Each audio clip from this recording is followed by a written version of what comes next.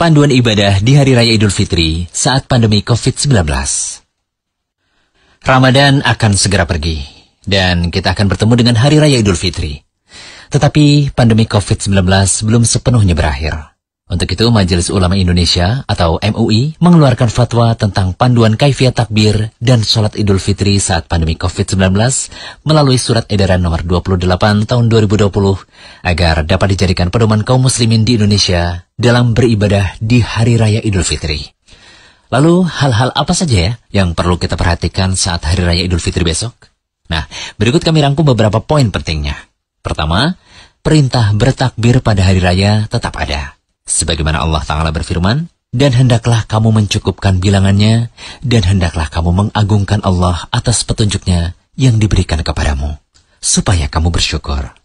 Ayat tersebut memerintahkan untuk banyak bertakbir pada hari Id, atau Idul Fitri dan Idul Adha. Di situ juga ada perintah untuk menjalankan sholat. Di dalam sholat Id, terdapat juga takbir yang rutin dilakukan, juga ada takbir tambahan. Ingat ya, tidak perlu melakukan takbir keliling. Tetap ikuti anjuran pemerintah untuk stay di rumah. Yang kedua, tetap mengucapkan selamat pada Hari Raya Idul Fitri. Mengucapkan selamat pada Hari Raya Idul Fitri tetap disyariatkan, walaupun tidak dengan berjabat tangan atau bertemu langsung karena keadaan pandemi saat ini. Syekh Profesor Dr. Khalid Al-Musyaiqih menyatakan, mengucapkan selamat saat hari Id adalah sunnah. Amalan seperti ini ada contohnya dari para sahabat radhiyallahu anhum. Akan tetapi jika dengan berkumpul untuk mengucapkan selamat atau bersalaman ada mudarat karena tersebarnya penyakit menular, maka berlakulah kaidah la doror wa la diror. Tidak boleh memberikan mudarat tanpa disengaja maupun disengaja. Saling mengucapkan selamat bisa dengan saling memandang saja tanpa harus bersalaman atau cukup dengan berbagai media komunikasi seperti telepon misalnya. Sementara ucapan selamat pada hari raya bisa dengan mengucapkan kalimat taqabbalallahu minna wa minkum yang artinya semoga Allah menerima amalku dan amal kalian. Nah, poin terakhir adalah panduan sholat Idul Fitri. Merujuk pada fatwa nomor 28 tahun 2020, MUI menyebutkan bahwa sholat Idul Fitri boleh dilaksanakan di rumah jika seseorang berada di kawasan dengan penyebaran COVID-19 yang belum terkendali. Sebagaimana Al-Bukhari dalam sahihnya mengatakan, apabila tidak sholat Id di lapangan, maka bisa diganti dengan melakukan sholat 2 rakaat. Demikian pula untuk wanita dan bagi mereka yang tinggal di rumah. Praktik ini seperti yang dilakukan oleh Anas bin Malik radhiyallahu anhu. Apabila Anas bin Malik sedang berada di kampungnya, sehingga beliau tidak bisa hadir sholat Id di pusat kota, beliau kumpulkan budak-budaknya dan juga anaknya. Kemudian beliau perintahkan Ibnu Abi Utbah untuk menjadi imam. Kemudian beliau sholat Id seperti yang dilakukan imam di kota. Sementara itu, jika umat Islam berada di kawasan dengan tingkat penularan COVID-19 yang sudah terkendali, sholat Idul Fitri dapat dilaksanakan secara berjamaah di masjid atau tanah lapang. Indikasi bahwa daerah tersebut dikatakan aman, salah satunya ditandai dengan angka penularan COVID-19 menunjukkan kecenderungan menurun. Dan ada kebijakan pelonggaran aktivitas yang memungkinkan terjadinya kerumunan berdasarkan ahli yang kredibel dan juga amanah. Pelaksanaan sholat Idul Fitri, baik di masjid maupun di rumah, harus menerapkan protokol kesehatan dan mencegah terjadinya potensi penularan COVID-19. Sebagai pelengkap pembahasan kali ini, kita sertakan juga panduan sholat Idnya.